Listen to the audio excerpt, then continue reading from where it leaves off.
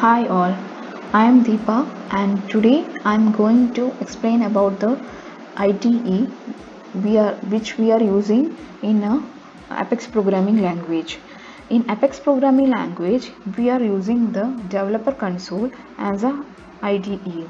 IDE is an integrated developer environment where to write a programming language where we can create, debug and test your applications in a particular org. So in Apex programming language, the developer console is an IDE which we are using to write a programming language. So this is a developer console what we are using in a Apex programming language. This is the window looks like this. When we open the developer console from the Salesforce UI, it will open the window in the Google Chrome itself. I will explain how to navigate the developer console.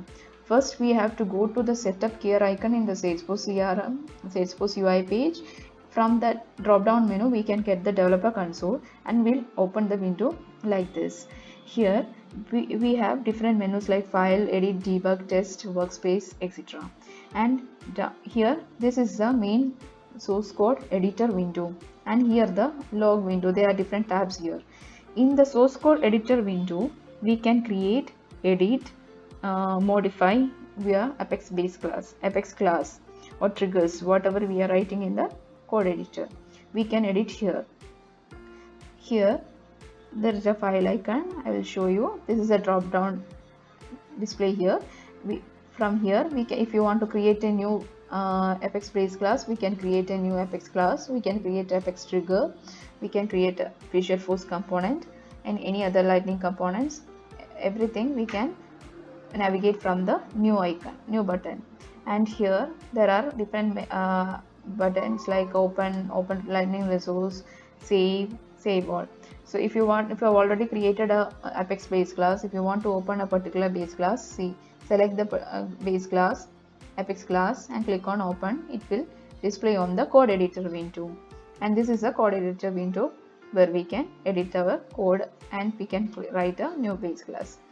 And the down pane is a log window. There are different tabs here. There are logs. There are test logs is all the execution log will be displayed here. If you are running if you are saving a Apex base class, all it will if it throws an error or it shows all the execution log here. And the test class, if you are running a test class, it will show the overall code coverage of the particular test class.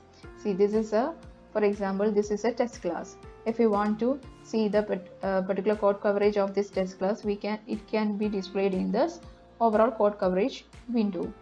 And checkpoint is if you want to debug a particular, if you want to give a checkpoint to a particular class, we can give a checkpoint on the class itself. So this is a checkpoint. And next is a query editor. Query editor is a window where we can write the queries directly in this editor window. If you suppose in a long base class, there are a lot of codes here. So if you want to see particular record contain a particular query contain any record or anything, so if you write the query here and click on execute, it will show the records available in the particular object. So this is a query editor.